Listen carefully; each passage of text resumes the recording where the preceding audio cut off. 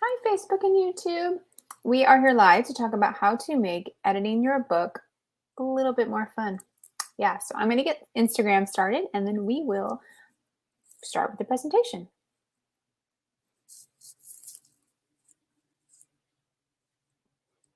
Hi, Instagram. We are live here on Instagram and over here on Facebook and YouTube. We're going to talk all about making editing more fun because the editing process, for me at least, can sometimes be frustrating. It can feel boring. It can feel overwhelming. And so if we learn to make it fun with these tips that I'll give you today, we'll actually get it done, which for me, this is the hardest part of the whole writing and publishing process is the self-editing, the editing I do myself on my own books. It feels like it takes so long. And a lot of that is because I'm procrastinating it and it just does not really work. Stella says, hi. Hi, Stella. Thank you so much for coming. We are talking about tips for making editing more fun. I've got this weird poof in my hair today, but anyway, so we're going to talk about that. If you guys have any questions while I'm going through the different tips that I have written down, let me know and we'll chat about it. It'll be fun. Okay, so if you are new here, I do these every Tuesday at 3 p.m. Pacific, which is 6 p.m. Eastern. And it's just a time for me. I'll talk about a topic, but it's also a time for you to ask questions. If you have any questions, I'm an author myself and also a book editor. So I do have a little bit of experience with the editing process and editing my own books. I have 3 fiction novels. That's redundant. 3 novels out now. I have a couple of nonfiction as well. And so I've been through this process a few times. So this is why I wanted to give you some tips. I have them written down so I don't forget anything. Okay, so number 1, the first tip to make your editing a little bit more fun, and this kind of taps into the nerd aspect of it because I am just a spreadsheet nerd. Tracking your progress. So when I'm editing, and this works for when I'm editing someone else's books, and I've also adapted it to when I'm editing my own book, I will track my progress. That is the best way to stay on track, to stay focused, to actually get editing done because you can see the editing happening almost in real time.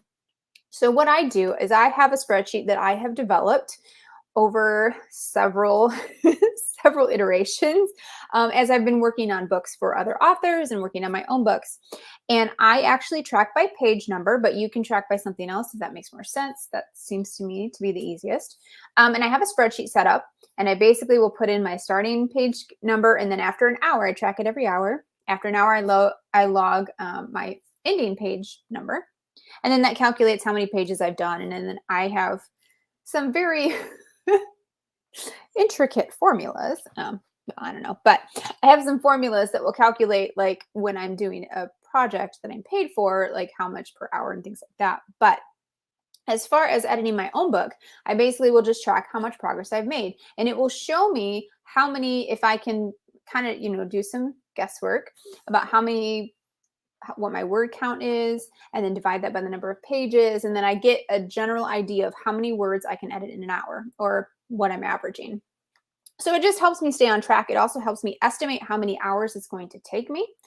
And the good news is I have a free editing tracker. I basically took a simplified version of the spreadsheet that I use and I created it and made it available free for you. So I have the link in my bio on Instagram. I actually put it in the description on the YouTube video and on the Facebook video. So if you're watching on YouTube or Facebook, you can click that link and get that tracker there. It basically makes a copy so you have your own version of the spreadsheet. You can fully customize it to you. I've given some instructions on how to use it and also some ideas how to tweak it and make it work for you, whether you want to count word count.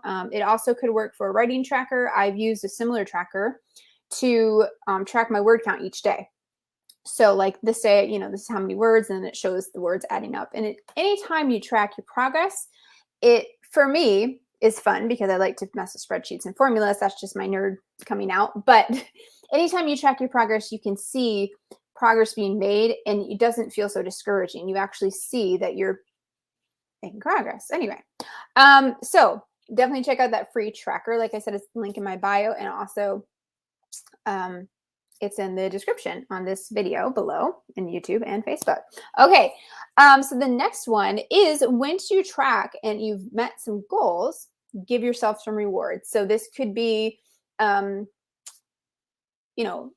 TV show on Netflix, one of your favorite shows, watch an episode of that. It could be a break. I mean, you need breaks anyway. So you don't want to reward yourself with a break because you need to take them from time to time, but maybe a longer break.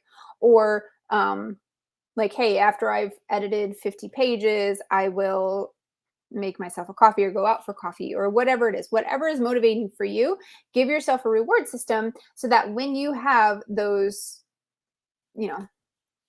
points that you let's see, what are they, waypoints? I'm not sure.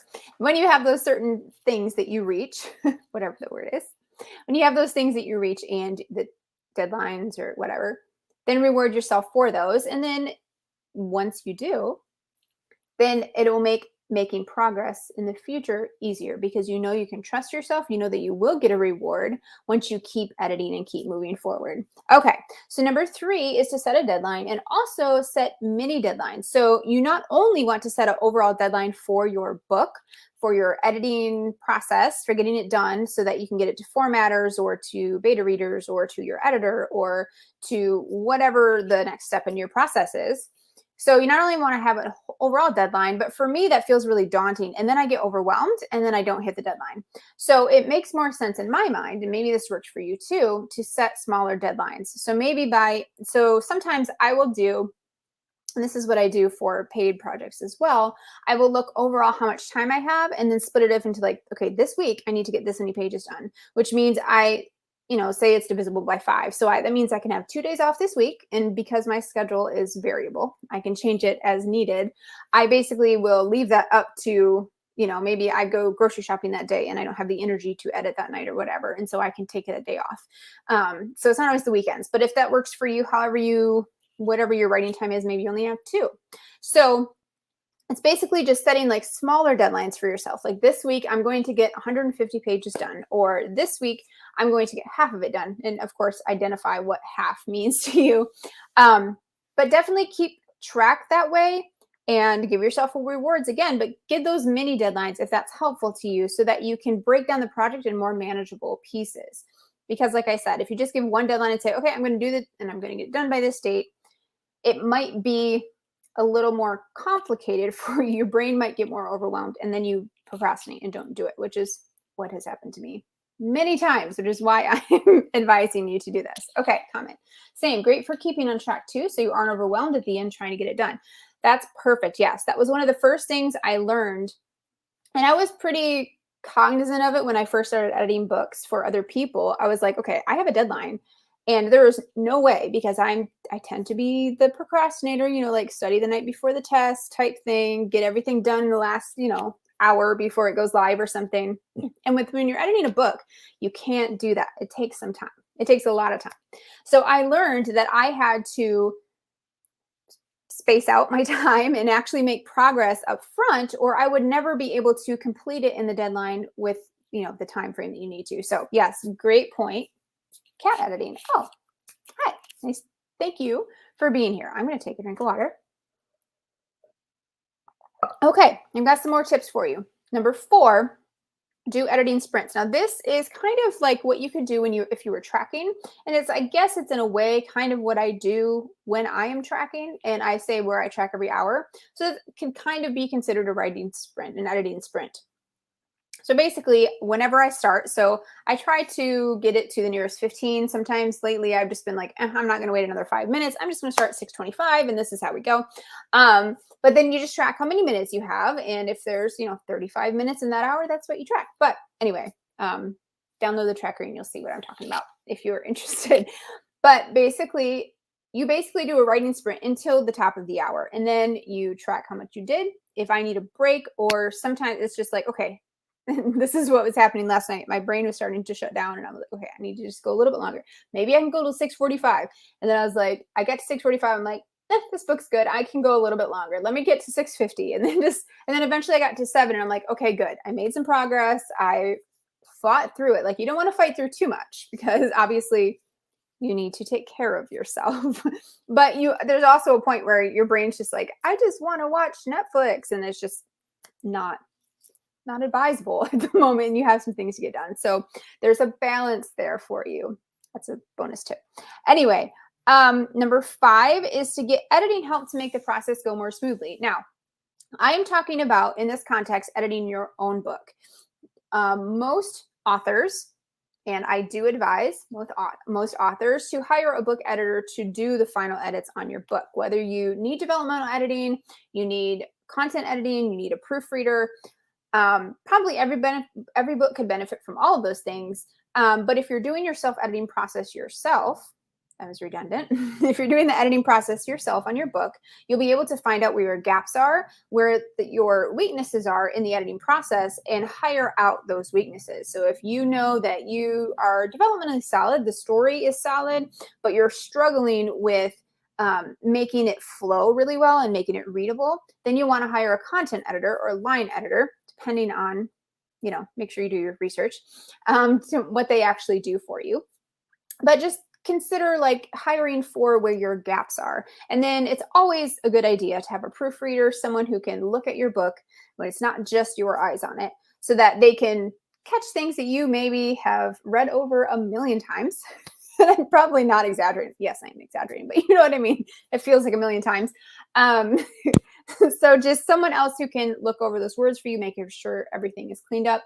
And as an author, it's not necessarily your job to be a grammar Nazi where you just like are really good at grammar. That's an editor's job. So if you can hire an editor, I highly recommend that you do.